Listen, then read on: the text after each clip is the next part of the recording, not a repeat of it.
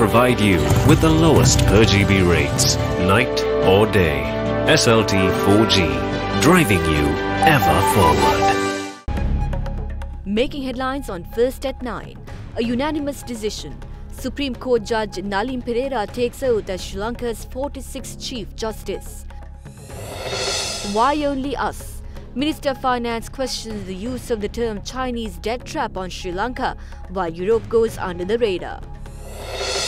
After 2 years in custody, the FCID releases controversial Mustang allegedly used by MP Namal Rajapaksa. What a feat! The world's longest non-stop commercial flight lands in New York after flying 15,000 kilometers in under 18 hours. On course, Federer and Djokovic keeps hopes of a final showdown alive in Shanghai.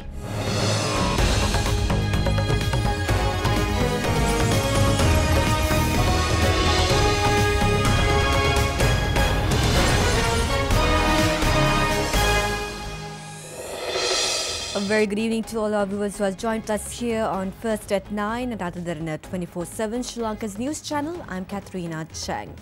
Now on to your top story tonight. The newly appointed Chief Justice Supreme Court Judge Nalin Pereira took oath before President Maithripala Sirisena this evening. The new Chief Justice was nominated by the President, and the Constitutional Council, which convened today, gave its unanimous approval to the nomination. The Constitutional Council convened today to deliberate President Maithripala Sirisena's nomination for the position of Chief Justice, vacated with today's retirement of Chief Justice Priyasad Deb following a career in the excess of 4 decades in the judicial service. The Constitutional Council unanimously approved the President's nominee Supreme Court Judge Nalin Pereira for the post of Chief Justice. Following the decision, Supreme Court Justice Nalin Pereira took oath as the 46th Chief Justice of Sri Lanka before President Maithripala Sirisena this evening. Justice Pereira, who served as a judge at High Court and the Appeals Court, was appointed a Supreme Court judge in 2016 by the President.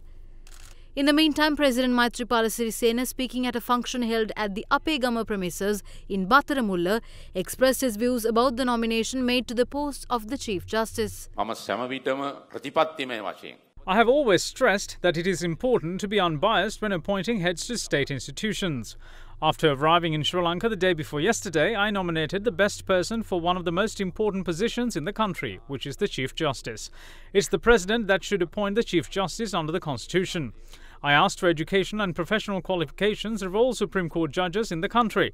I decided that the appointment should be made based on seniority in service.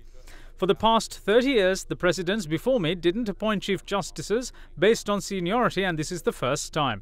I should have nominated several for the position, but I sent only one name. The nominee worked at primary courts and gradually reached the Supreme Court in 38 years and 11 months. Supreme Court judges made a request from me to make an appointment based on their gradual seniority, so they too can harbour hopes of becoming the Chief Justice one day. When they made that request, they didn't suggest a name to me, but only spoke of a principled decision. That's why I made this decision.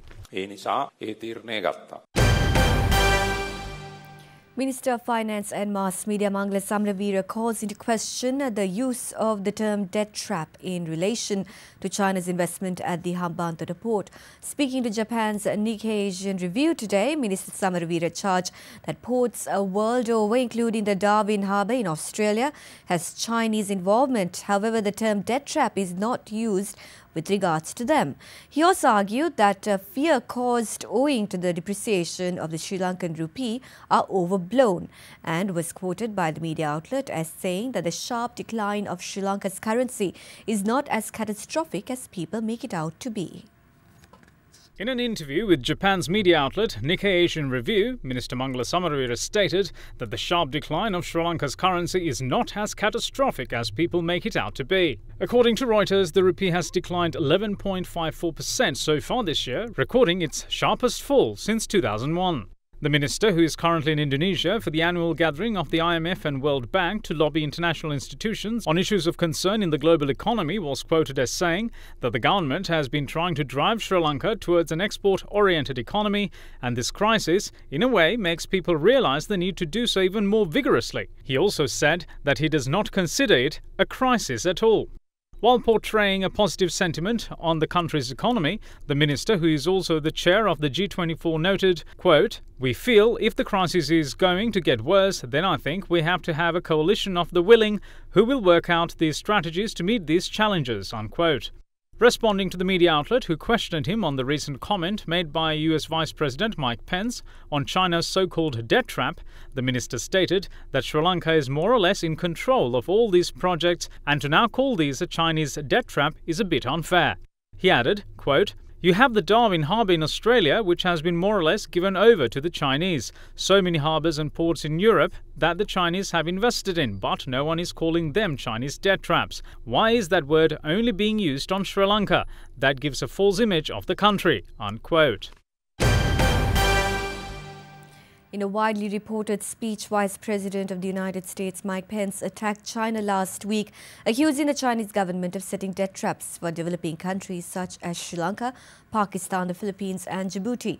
Pence said the traps came in the form of hundreds of billions of dollars worth of infrastructure loans to governments. A commentary published by state-run China Radio International under China Media Group yesterday, it noted that such accusations are groundless and that Chinese loans account for merely a small portion of the external debts of the countries mentioned, and the interest rates are far lower than those offered by Western countries. State-run China Radio International refuted allegations made by US Vice President Mike Pence in a speech recently, accusing the state of using debt trap diplomacy with developing countries. In a commentary on its website titled "Claims of Debt Trap Diplomacy Don't Stand Up to Scrutiny," the media outlet highlighted that Sri Lanka is the Western media's most frequently cited example of a debt trap. The commentary went on to defend China's decision to enter into an agreement with Sri Lanka on the Hambantota harbour in response to Vice President Pence's claim that Sri Lanka took on massive debt to state-owned companies in China so they could, quote, "build a port of questionable commercial value," unquote. The media outlet noted that the management agreement between China and Sri Lanka for the Hambantota port is a commercial one that seeks to turn the port into an Indian Ocean logistics centre and to promote the economic integration of Sri Lanka in the region. Furthermore, it added that it is estimated that by 2020, revenue from the port will account for 40% of the revenue of Sri Lanka's government and that it will create 10,000 direct and more than 60,000 indirect jobs. Therefore, it's hardly fitting to characterize the project as some sort of a white elephant. The article went on to clarify that according to data from the CBSL, loans from China last year accounted for only about 10% of Sri Lanka's external debt, of which 61.5% was for preferential loans below the international market interest rate. The commentary also noted that given the fact the United States has more than 800 military bases in more than 70 countries around the world, it comes as no surprise that their first instinct is to project on China the kind of military expansionism in which they themselves have so often engaged. The article went on to highlight that as of September this year, China had signed 149 intergovernmental cooperation documents with 105 countries and 29 international organizations along the Belt and Road routes, which bears testimony as why more and more countries are choosing to partner with China, and the benefits of these partnerships speak for themselves. Member of the Lower House Parliament in Pakistan, Chandana Gulzar Khan, highlights trade as the link to strengthen relations between Sri Lanka and Pakistan. Speaking to Indivari Amwat at Hyde Park on Derana 24/7, she also said that underutilized SAARC preferential trading agreements should be amended to cover services which will pave the way for tourism to be the main form of trade.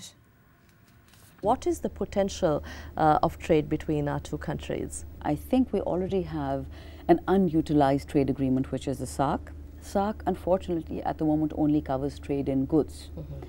If that agreement were amended to also cover agreement in services, then of course tourism is the main form of trade that would take place. Earlier, as you mentioned, because of the political relations between two of the largest member states of SAARC, the visa situation is not the best at the moment. That doesn't mean it will be that way forever. Hopefully, peace will be achieved. But in the meantime, SAARC should not suffer. Having said that, I think trade is the way to go, because many countries have been able to not necessarily put aside, but to, in parallel, work on political relations and at the same time expand trade relations. The World Bank report, a recent report, says that at present South Asia is one of the least integrated region. It also says that certain barriers could be removed by increasing intra-regional trade. How do you think we can achieve this, given the fact that there is still tension? The World Bank report is true when it says that it is one of the least integrated areas. But I think the problem in this instant, interestingly, is not political. It is historical. Reasons are what prevent us from deeper integration, but that doesn't mean it's not doable. Political reasons we all know, so there's not much more that can be said on that. However, where trade integration is concerned, that is correct. China, as you say, China is a game changer for Pakistan in this respect, the CPEC, the corridors, the construction. Infrastructure is the main problem, even within Pakistan. Now you can catch the repeat telecast of the program at Hyde Park tomorrow at 7 p.m. right here on Sri Lanka's news channel, Derana 24/7. Now moving on to some other local news now. Russian President Vladimir Putin has called for closer cooperation with Sri Lanka, saying that Russia maintains traditionally friendly relations with Sri Lanka and is interested in closer trade and economic cooperation. The Russian president made the comments after accepting credentials from Dr. Derana as Sri Lanka's new ambassador to Russia yesterday. He added that in September, Russia signed a bilateral intergovernmental agreement on military cooperation with the island nation. President Putin had also said that diplomacy is needed today to play an active and constructive role, to use the power of words, negotiations and compromise to make a tangible contribution to overcome current difficulties in international affairs and search for responses to new challenges and threats.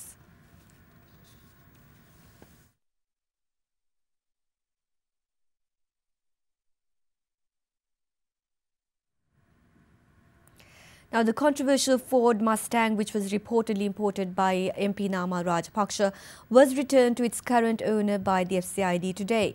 The vehicle was under FCID custody for more than 2 years after it was seized from Kaduwela in 2016.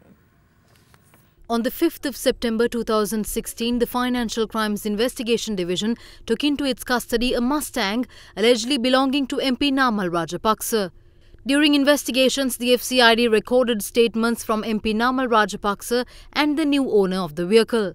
MP Rajapaksa maintained that the vehicle was purchased on a permit and that after using it for 5 years, he sold it to W.M. Shantini at 8.5 million rupees. However, the FCID had not arrested a single suspect in connection with the case. In this backdrop, the Kaduwela Magistrates Court ordered the Financial Crimes Investigation Division to release the vehicle. My joy on receiving this vehicle back is overpowered by the current state of the vehicle. The vehicle was parked here for a period of over 2 years. An innocent man purchased a vehicle and he was threatened to provide false evidence against me. When he did not act upon their word, they kept the vehicle for 2 years. The FCID should take complete responsibility for the state of this vehicle.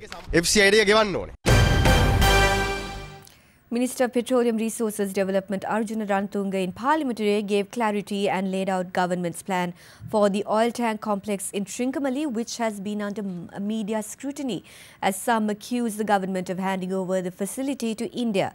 Denying media reports which accused him of doing underhanded dealings, Minister Rantunga said that the government has obtained right for something they didn't previously have. The Cabinet has appointed a committee to amend the pricing formula which was first introduced in 2002. The committee has started collecting data to amend the formula which will be introduced before the end of 2018. I would like to know if you have introduced guidelines to revise school van fares. I discussed with the Minister of Finance if concessions can be granted for these transportation services if fuel prices keep increasing. Although the CPC didn't revise the price of auto diesel, the LIOC did revise their price, which will affect the market price. The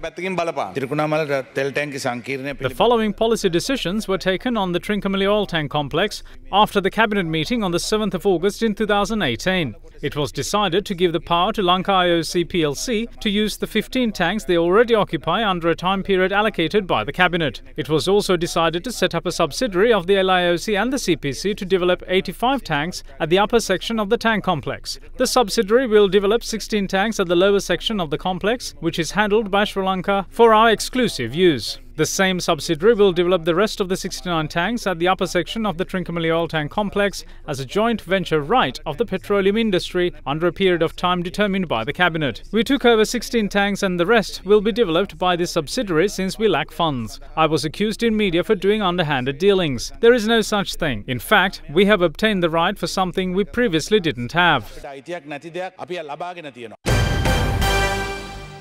Residents of Putlam today gathered in large numbers to protest against dumping garbage at the Karuvakkodu garbage dump, claiming that they object the dumping of garbage accumulated in Colombo. Garbage accumulated in Colombo is being dumped at several locations following the rejection of the Land Reclamation and Development Corporation to accept garbage in Colombo and its suburbs, citing arrears in payments. The protesters marched up to the Divisional Secretariat and held a discussion with the Assistant Divisional Secretary, PBM Athukorala, following which an epistle was handed. The protesters later dismissed and were also seen cleaning garbage piled up during the protest.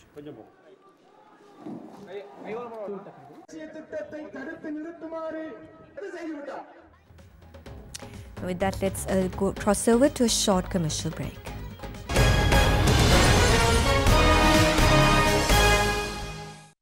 You are watching Sri Lanka's award-winning news channel, Derana 24/7.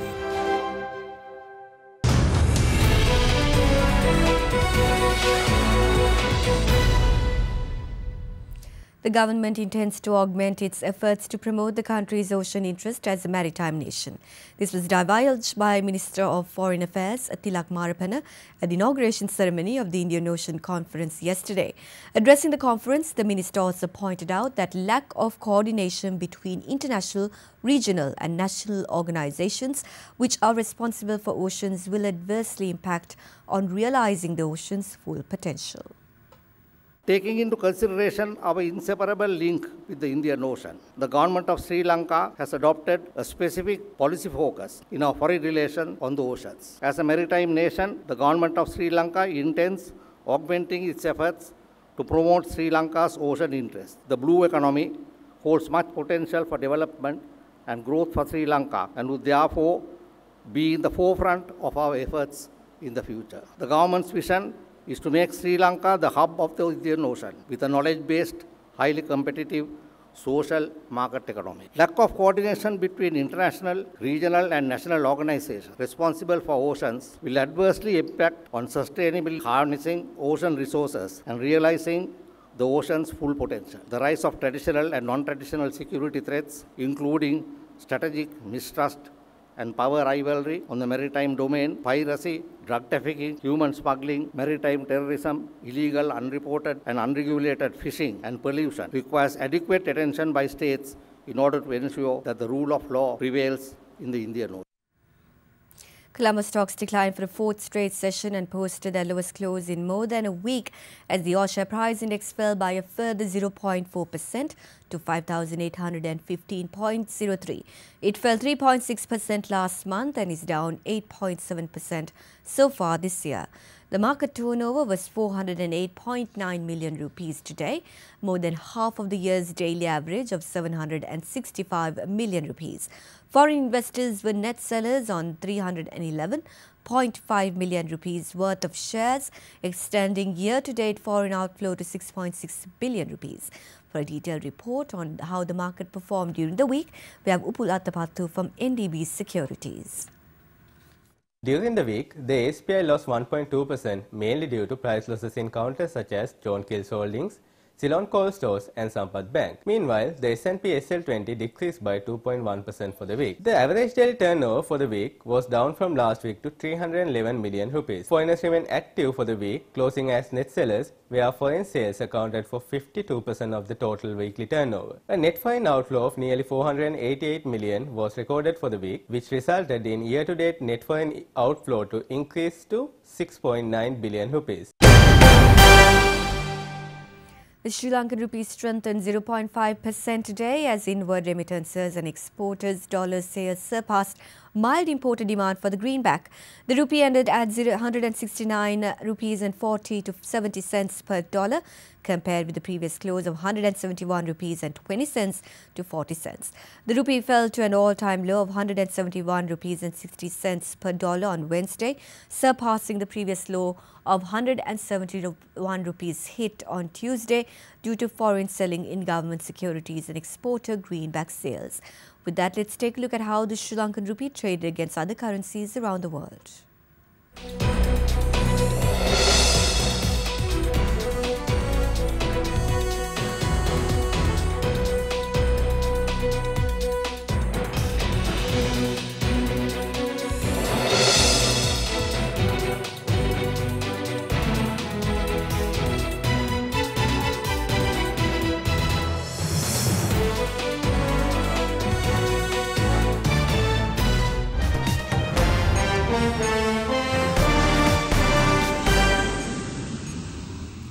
On international news, the world's longest non-stop commercial flight has landed in New York, ending a journey from Singapore of more than 15,000 kilometers in 17 hours and 52 minutes.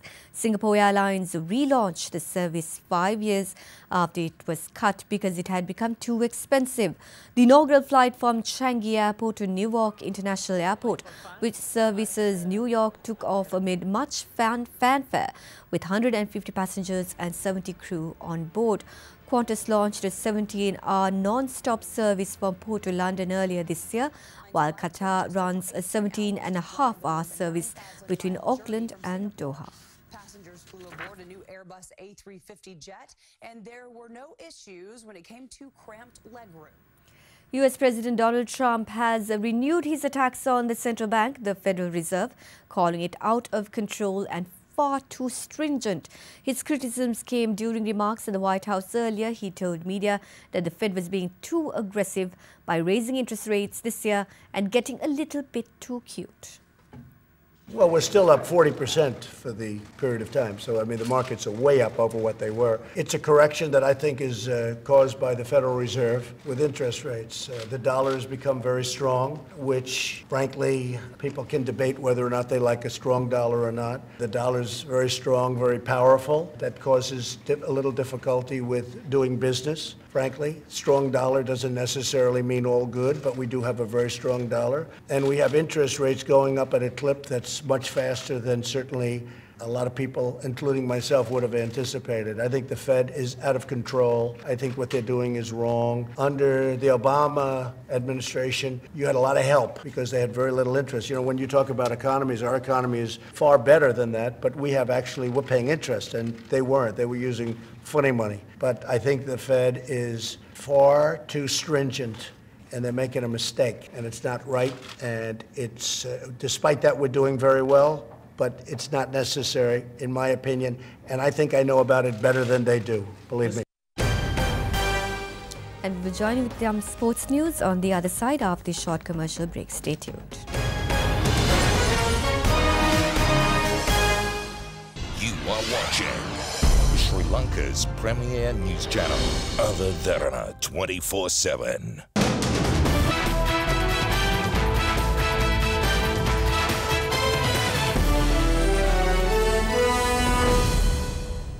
The 44th National Sports Festival conducted by the Ministry of Sports got underway at the district grounds in Polonnaruwa yesterday under the patronage of President Maithripala Sirisena. Several standout performances were seen today. The Athletics Championship, which also got underway yesterday, will be worked off until the 14th. K. Shanmugeshwaran, representing the Central Province, won the gold medal in the men's 10,000 meters event, clocking 30 minutes 49.99 seconds. Second and third places were won by D.L. Samarjeev and R.P. Bandara of the same province. Nilani Ratnayakar, representing the Sabragama province, won the women's 5,000 meter event, clocking 17 minutes 18.71 seconds. In the women's pole vault, Sachini Kaushalya of Western Province claimed gold with a height of 3.2 meters. The national record holder of the event, Anita Jagidishwaran, did not take part in the event owing to an injury.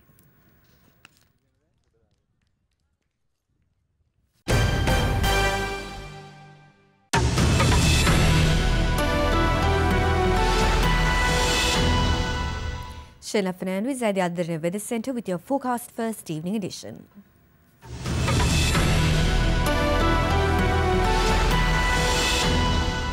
A very good evening to our viewers and welcome to Forecast First. According to Indian media, the cyclonic storm Titli in the Bay of Bengal, which made landfall near Gopalpur in Odisha yesterday, has wreaked havoc, with Indian media saying that it has claimed at least 8 lives so far, 7 in Andhra Pradesh and 1 in Odisha.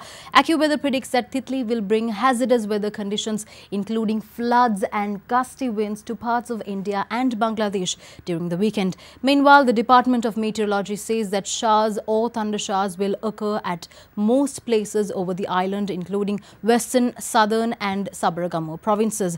Fairly heavy falls above 75 millimeters can be expected at some places in central, over, eastern and north central provinces. The seas extending from Hambantota to Batiklo via Pothubil can be fairly rough, as the wind speed can increase up to 50 kilometers per hour. The Disaster Management Centre therefore advises naval and fishing communities to refrain from venturing out to sea over the next few days. That's all from the Weather Centre tonight. Up next is your city by city forecast.